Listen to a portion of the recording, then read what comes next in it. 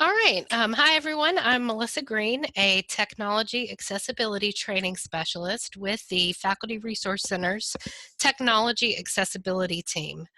Welcome to this online learning opportunity for Technology Accessibility Liaisons.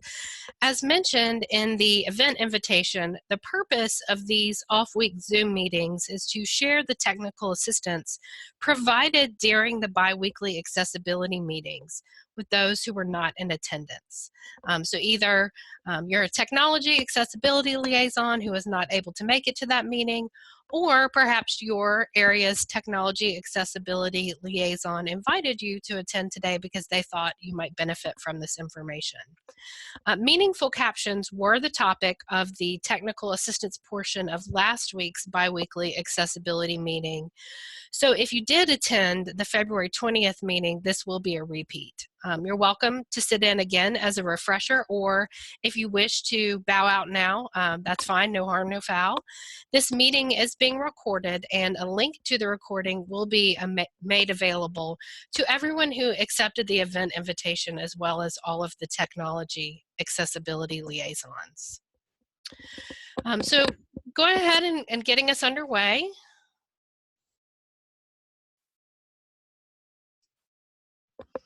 Rachel Thompson kicked off our discussion of meaningful captions by sharing some information compiled by captioning provider 3Play Media about the compliance of automatic captions, such as those produced by YouTube's automatic captioning feature.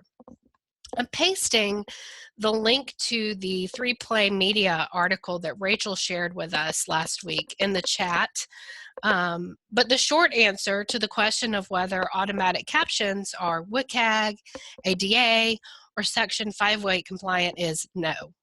Automatic captions, like YouTube's, only average 60 to 70% accuracy and are therefore not considered accessible.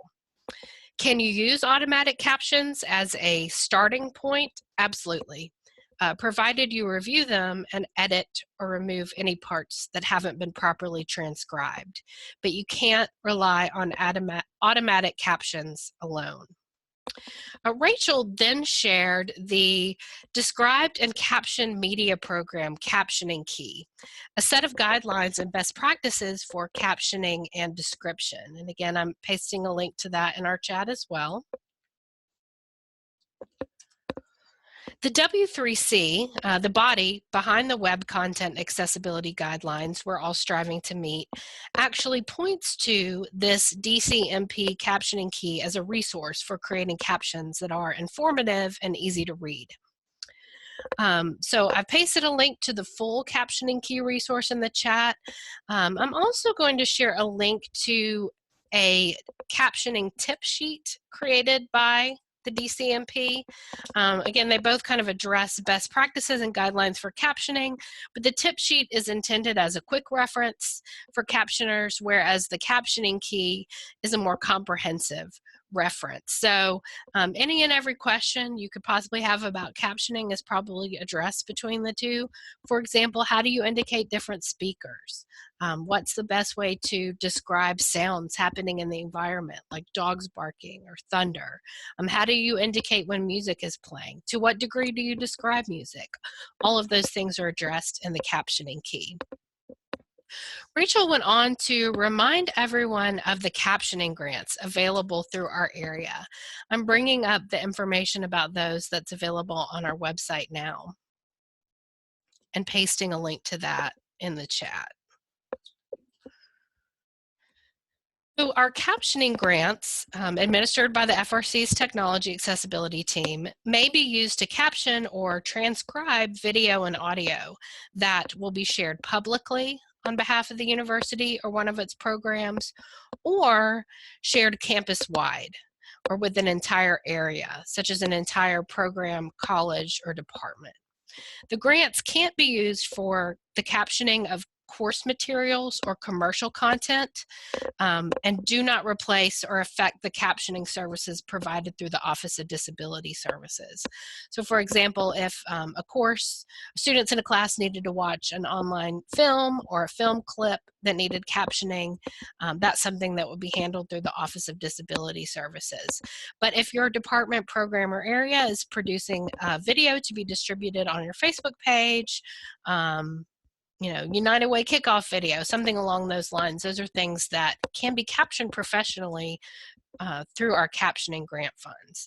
And the way the grants work is that we contract with a third-party captioning provider, Revcom. You request a Revcom account by completing the request form on our website or by emailing us at accessibility@ua.edu, pasting that in the chat as well. We then create your Revcom account, and you log in and submit your own audio and video files for captioning and or transcribing. So for $1 per minute of video, which is paid using our purchasing card that's saved in the account, Rev provides caption files with about 99% accuracy or better for text and timing.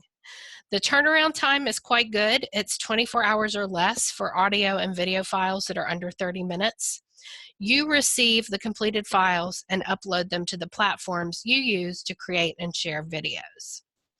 So that's the general information about captioning grants and captioning that Rachel shared during last week's meeting. I then went on to demonstrate how to place a Rev.com order, receive your Rev.com files, and add those caption files to 3 popular platforms, YouTube, Vimeo, and Facebook. And we're going to do that now. I'm going to go ahead and switch browser windows to where I'm logged into Rev.com and some of these various services. So after you have requested a Rev.com account, and we've set that up for you and you've activated it, you'll then be able to log into Rev.com, and from your Rev dashboard, which is represented on the screen right now, you can select Place New Order. That's a blue button that's in the top right corner of the screen, and select the type of file that you're requesting. In the case of the captioning grant, you would be requesting transcription files or caption files. Rev.com can also provide subtitles and translation. Those are a little different. Usually used for other purposes rather than accessibility. If that's something you're finding that you're needing, just talk to us first before you place that order, again, because there's a slightly different fee structure associated with it. I'm going to choose Captions. And at this point, I'll be prompted to upload or provide a link to the file that I wish to have captioned. So if the video is already posted on YouTube or Vimeo or on a website, you can paste a URL to the address at which it's available. If it has not yet been published anywhere, that's ideal, right? We don't want to publish it until it has captions. We choose upload files to upload from the computer, and I'm going to do that now. I'm navigating to where I have those files saved.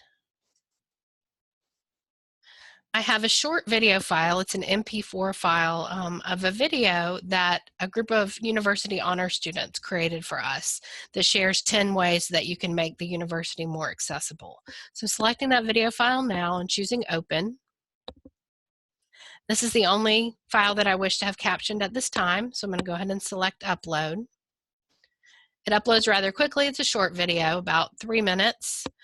Rev calculates a cost based on the length of the video. Remember, it's $1 a minute, so it's telling me this will cost $3. In most cases, you're good. This is all you have to do. You can then select Checkout, but I do want to point out a couple other options on the screen in case you wish to change them. Caption files are available in a number of different formats. SRT is what I use most often. Most of the other folks that are using this through UA are using most often. This is a caption file format that's accepted on YouTube, Vimeo, Facebook, most multimedia editing tools, Camtasia, Captivate, Adobe Creative Suite, and so on. So SRT, if you're not sure what to choose, I would stick with that. But notice that there's quite a few other file formats that you can choose from. I'm sticking with SRT. There's also the ability to, if you wish, add a reference name for your caption job. The way this account is set up, you're going to be able to see other files that are being or have been processed for the university. Adding a reference name can make it a little easier to find your own specific files. So you might, do something like initials. These are my initials, MFG. 10 ways, right, for Melissa's 10 ways to make the university more accessible video. So after making any necessary changes, you can go ahead and select checkout. You want to pay with the saved Visa ending in 2908 that's associated with Rachel Thompson. That's fun to get to pay with someone else's card. And at this point, you'll click place order and your caption order will go into the queue. I'm not going to place the actual order. We've already captioned this video and I'm going to save this $3 for something else. But when the caption order is complete, you'll then receive an email sent to the email address associated with your account that will include links you can use to download the caption file or to view and edit the captions. So essentially, those links will take you back to your Revcom dashboard where you can access the completed job and either open it and edit it using the caption editor or download the file. I have the caption editor up on the screen right now. I just want to point out to you a few things. It's possible to edit an SRT or other caption file using a text editor like Notepad or Notepad+. However, I find it much easier to do so using the actual Rev caption editor, and that's because of these different caption file tools. So we've got a spell check that we can use. There's also a find and replace or search and replace. That's great for bulk editing. Keyboard shortcuts to just make it a little easier to stop and start the video as you're editing captions, as well as the ability to do things like replace casual words with formal. For example, gonna is replaced with going to. So I suggest doing your editing here and then downloading the edited caption file, which you can then use on your platform of choice, rather than downloading the caption file and editing, just because it's a little easier to edit on Rev. So when you're finished editing, you can click download in any of these formats, regardless of what you originally requested. Or again, if you don't wish to edit at all, you want to live dangerously, you can select download from the dashboard. So once you have that SRT or other caption file, you're going to need to associate it with the video or audio file that you chose to caption. And we're going to do that now. So first, let's take a look at the example of adding captions to a video on YouTube. So I'm signed into the Technology Accessibility YouTube account, and I am going to access through our account the YouTube Studio. So this is replaced Video Manager, or is in the process of replacing Video Manager. In the left sidebar, I'm selecting Videos to access the videos that have been uploaded to our account. To work with a video, we can select its thumbnail or title. So I'm working with this 10 ways video. I'm selecting it by clicking on the thumbnail. The caption options are available under Advanced. So I'm selecting Advanced now. If I scroll down a little bit, we can see that right now the captions that are present are those automatic captions produced by YouTube. Again, this is okay for a start. However, because they are not accurate, they're not accessible. So what we want to do, because we have this great caption file from Rev, is upload our closed caption file. So I'm selecting Upload Subtitles / Closed Captions. Here I'll indicate what type of file I have.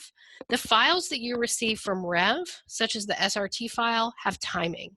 So it's both the text and the time codes associated with them. If you hadn't used Rev, if you were going this on your own and needed to produce captions from a transcript, say a Word document that you had used as a script when you did your recording, you would select without timing. But in this case, we have a professional caption file with timing, so I'm selecting that here and then choosing Continue. Now we'll navigate to the SRT file we downloaded from Rev. I'm doing that now. I'm selecting Open. And we have 2 English tracks, English by YouTube, the automatic captions, and then English by you, so the English closed captions that were uploaded by me. I'm going to choose Save, and we'll take a look at what that looks like in the context of the video. 10 ways we can make the universe. So closed captions are on. In the settings, we can see that right now, actually they're off, sorry. We can see that there's 2 choices of tracks here, the English auto-generated and the English uploaded by me. I'm choosing English uploaded by me and hitting play. University of Alabama more accessible. Number 1, convey content in multiple. As to having multiple English tracks available, it's my personal preference once I have uploaded my own English track to delete that other track, the automatic caption track, just to sort of eliminate confusion. However, you're not required to do so. But if you wanted to do that, you could go back into your advanced settings, select the 3 dots to expand the menu for the automatic captions, and then choose Delete and save your changes. So that's how you associate a caption file that you've obtained from Revcom with a YouTube video. Let's take a look at how you might do that using Vimeo, another video hosting platform. I'm signed into the Office of Information Technology's Vimeo account. The videos that are available for me to work with are shown here on my dashboard. I'm going to select the 10 ways video by clicking on the thumbnail representation of that video.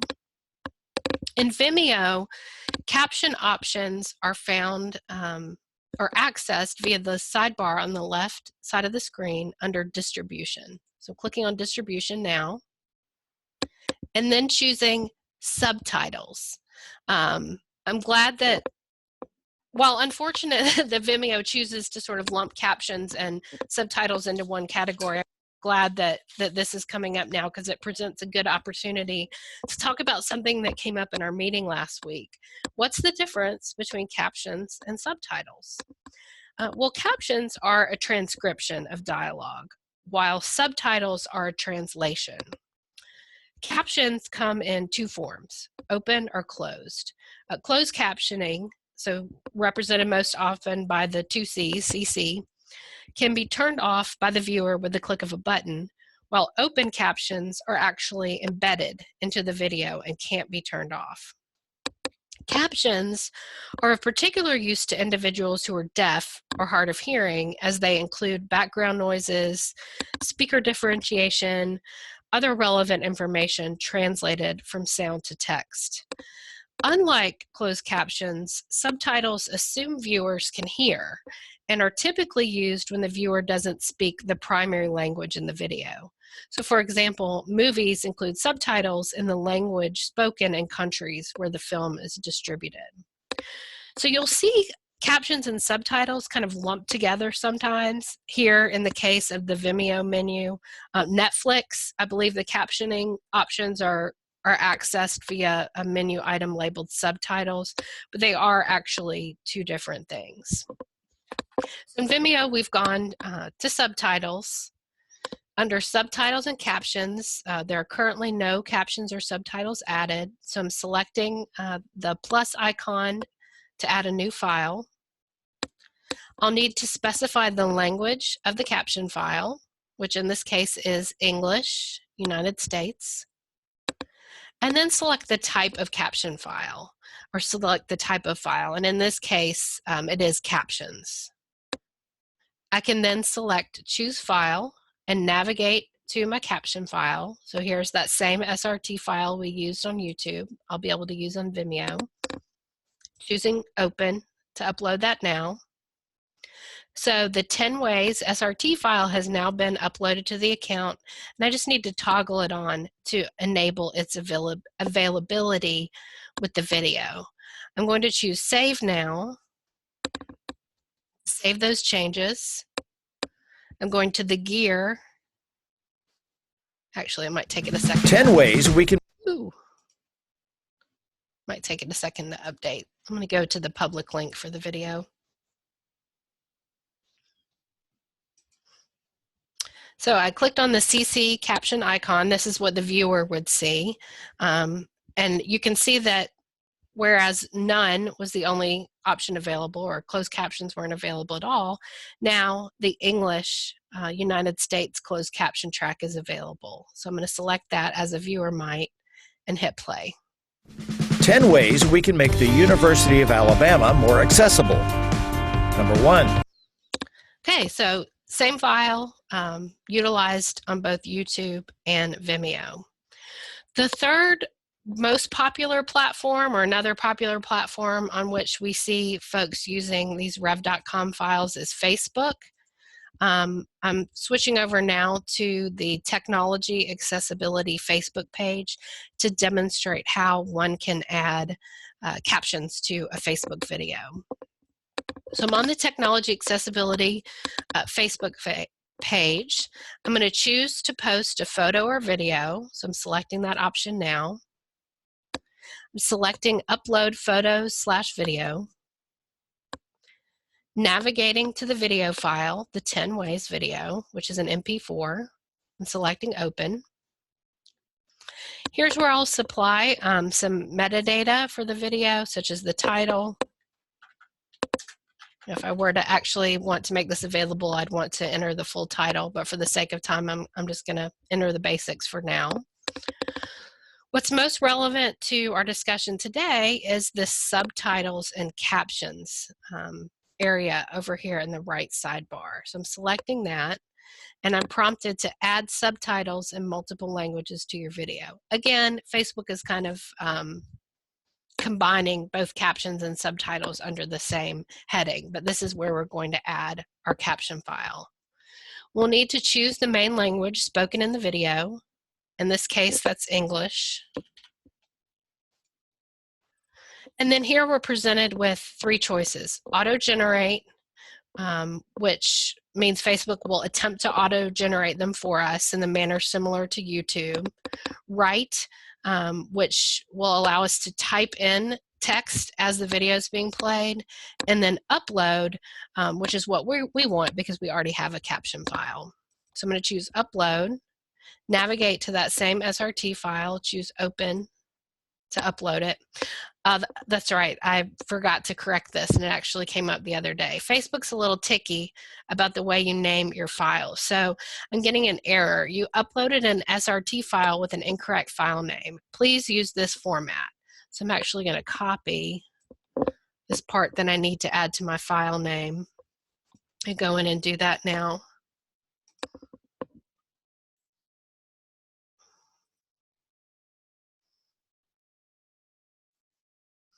This is the file I'm attempting to add. I'm going to add that required information to the file name. Try this again.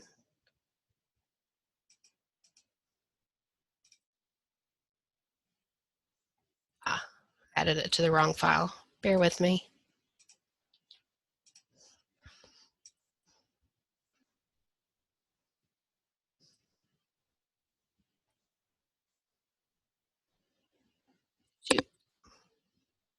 Let's try over.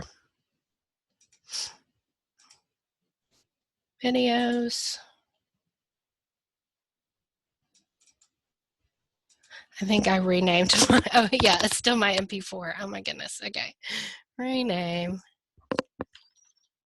I'm totally doing this on purpose so we could, experience this together.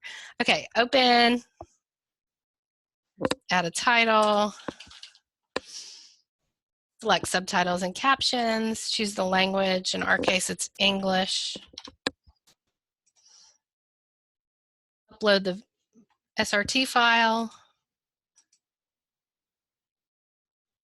I don't know why it's not liking that.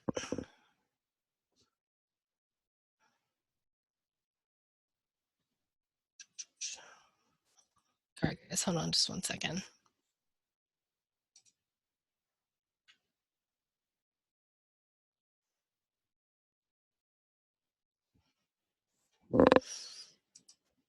That's why I should turn the music back on so we'd have something to listen to. Okay. Our training folder.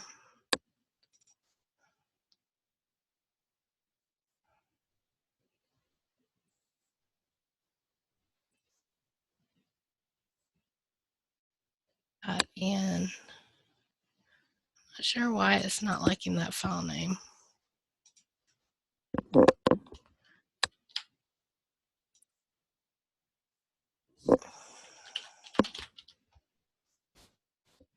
File name .en_us.srt.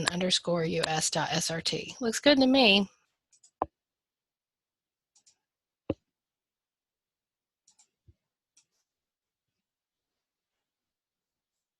There we go. Okay.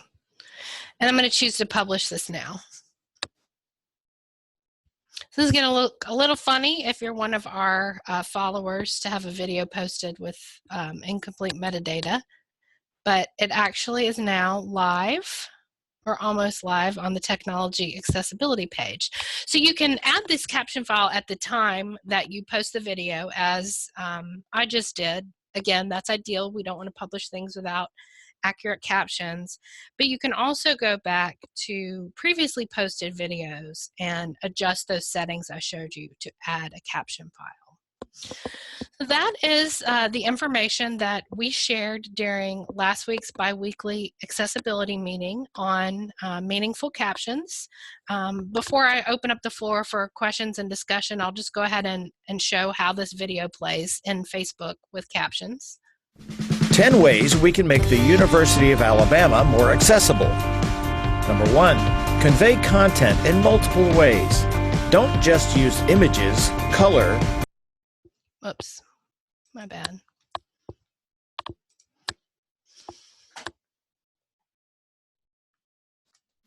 Ten ways we can make the University of Alabama more accessible. Number 1, convey content in multiple ways. Don't just use. I don't know why that's not showing up right now. There might be a little bit of lag. I'll go back and double check that later, but I think it's because the video is so recently published. I am going to stop. As I mentioned before, I am recording this session this morning, and I will distribute via email a link to the recording, as well as links to the articles that Rachel shared, as well as the other resources that I shared. I'm going to stop with sort of the information presentation portion of this meeting and go ahead and take any questions or comments that you have. Feel free to share those in the chat or to unmute your microphone and ask away.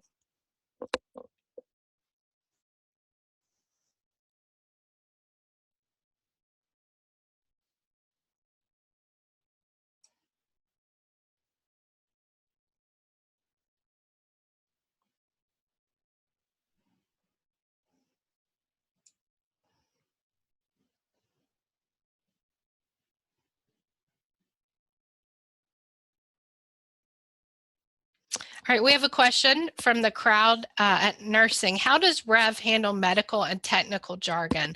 Great question. So it's been my experience, and Rachel, feel free to chime in on this if you wish to as well, that it handles it pretty well. There are a couple things you can do at the point where you upload your captioning request that can make it even easier for Rev to handle a special terminology or jargon though. So I'm going to act as if I'm placing a new order for captions. And delete this job. Pretend that I'm starting a new job.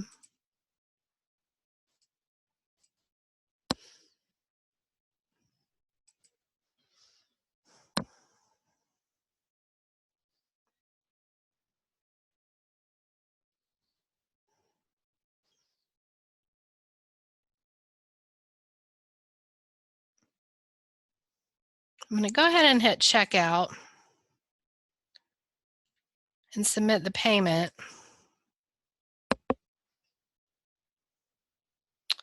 And at this point, I get presented with a dialog box. Please help us improve the quality of your order.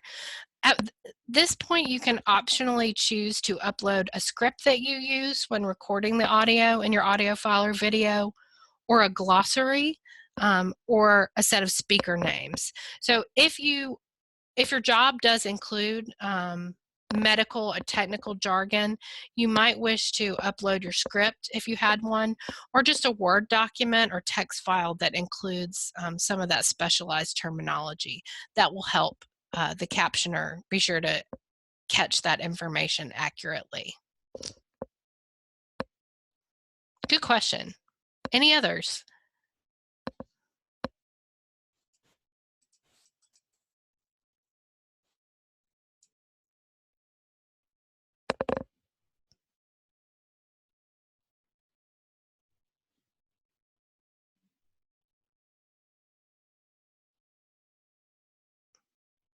All right, well, I'm not seeing any other questions or comments coming in through the chat.